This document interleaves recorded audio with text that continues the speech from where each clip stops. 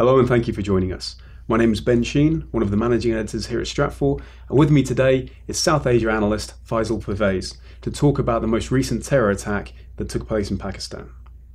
Now Faisel, we saw the most recent attack take place in the eastern city of Lahore on March 27th, Easter Sunday.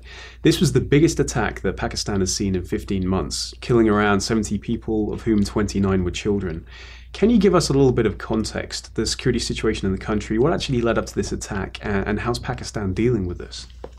So it's a really good question, Ben. So to set the stage here, we know that on Sunday, there was a lot of Christian families that were gathered in this park in Lahore called Gulshan-e-Iqbal. It's sort of like Lahore's Central Park. And a militant group called Jamaat al-Ahrar, the JUA, set off a blast and that killed 72 people.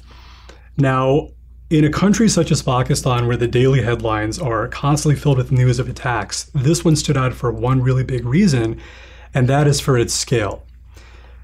The previous attack that unleashed this much carnage happened back in December 2014, and that is when you had militants attack an army school in the city of Peshawar, where over 130 people died as well. I think one thing that's really important to highlight about this attack is that the group that did it, the JUA, they're part of an organization that's called the Pakistani Taliban. Now, it is important to mention that generally when people hear these names, they think of a coherent monolith, assuming that the organization follows one leader, they have one agenda, they follow one vision. But it's important to add here that the Pakistani Taliban is not so much a monolith, it's very fragmented. There's lots of little movements within this organization that are all competing. And I think it's interesting that for all of their ideological fury, extremist organizations are subject to the same laws of gravity that affect any other organization, namely clashes of personality, trying to stay marketable, relevance. And so I think that one way to frame this attack is that this organization wanted to show Pakistan and the army that we are still relevant, we are still here, and we are still capable of inflicting mass and severe damage. So in terms of the attack itself, they targeted Christians specifically. That's now, correct. The Christian minority in Pakistan, I believe, is around about 1%. Why target that minority? This is another good question. So I think to add a little bit of context here, I think as many people know, the nation of Pakistan was founded in August of 1947. It used to be a part of the British colony of India. And as the British Empire withdrew, they partitioned India into two countries, India and Pakistan. Now, when the dust of partition settled, there were still millions of Hindus, Christians, and Sikhs who chose to remain behind in Pakistan, even as millions more trekked across the borders to the new countries. And ever since then, due to a variety of factors, the minorities in Pakistan have had a very uneasy, fragile, tenuous relationship with the majority. And they very often have been subject to attacks. Now, when I think about this most recent attack, I think that first off, they're quite simply an easy target. I think that when you look at an organization such as the JUA, they believe that if they attack a religious minority, that they can somehow galvanize more Muslims. They can get Muslims to think that they can create more of an us versus them mentality. And the second thing is that extremist organizations tend to have their favorite targets. And this particular organization has also in the past attacked the Christian community. For instance, last year, they actually had attacked 2 churches, and in that attack, they killed 15 people. And notably, this organization said that they will have more attacks. They will continue attacking the country's Christian minority. What's interesting is Pakistan's Prime Minister, Nawaz Sharif, he's been making some very progressive moves recently in terms of trying to boost the integration of the Christian and Hindu minorities in Pakistan, which clearly has angered certain groups. What can you say about the secularism within Pakistan itself? And also, what's the solution here? What's Pakistan doing to try and solve this militant problem? When it comes to Prime Minister Nawaz Sharif, one thing that he is trying to do very cautiously is to push reform.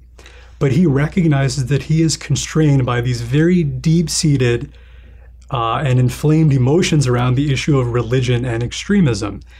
And it's important to recognize that in Pakistan, when it comes to the subject of secularism, yes, I think many people are familiar with the fact that some of secularism's staunchest opponents are Muslim extremists.